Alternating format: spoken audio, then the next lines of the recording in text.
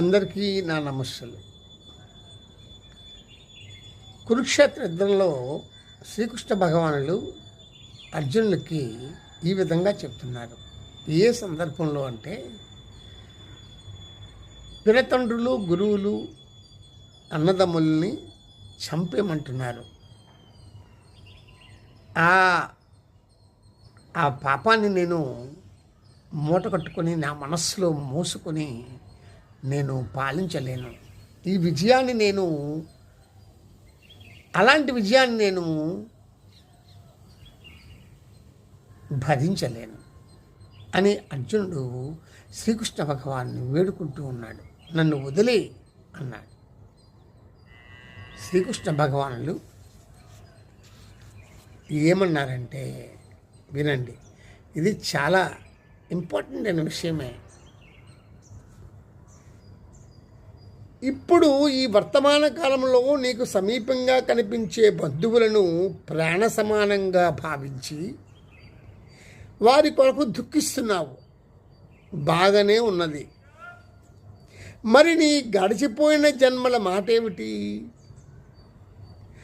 ఆయా జన్మలకు సంబంధించిన బంధువుల గురించి కూడా దుఃఖిస్తూ కూర్చుంటావా? ఇప్పటి ఆ బంధువులు కూడా భవిష్యత్తులో అట్టివారే కదా. కాబట్టి అట్టివారి కొరకు పరితాపం పొందటం ఉచితమెలా అవుతుంది?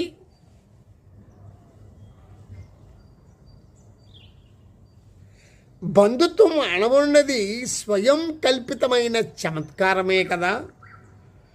బంధుత్వము అనున్నది స్వయం కల్పితమైన చమత్కారమే కదా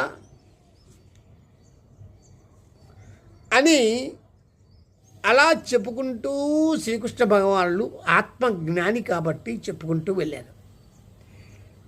ఇదే విషయాన్ని వశిష్ఠ మహర్షి శ్రీరామచంద్రునికి ఆత్మబోధన చేస్తూ శ్రీరామచంద్రుని తండ్రి, ఆమె శ్రీరామచంద్ర తండ్రి, శ్రీరామచంద్రుని యొక్క తల్లి, పినతల్లి, వాళ్ళ గురించి శ్రీరాముడు ఎంతో అభిమానము, ప్రేమ లోపల దాచుకొని వారి గురించి ఆలోచిస్తూ ఉంటే వశిష్ఠ మహర్షి కూడా ఇవే మాటలు రామచంద్రుడికి చెప్పి ఆత్మజ్ఞాన బోధ చేశారు.